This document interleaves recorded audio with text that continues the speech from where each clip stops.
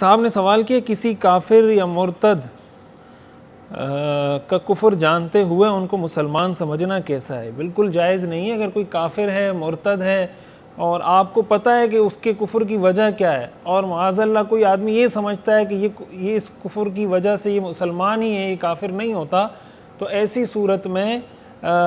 जो आदमी ये समझ रहा है, उसको मुसलमान समझ रहा है, बावजूद इसके कि उसको पता है ये कुफरी अक़ीदा है और क़ती चीज़ है और इससे आदमी काफिर हो जाता है, फिर भी वो उसको मुसलमान समझता है, तो इसका मतलब ये है कि वो एक कुफरी अमल को इस्लाम का अमल करार दे रहा है। तो इससे तो इस बात का ख़तरा पैदा हो जाता है कि खुदा न खास्ता उसका अपना इस्लाम ख़तरे में नहीं पड़ जाए।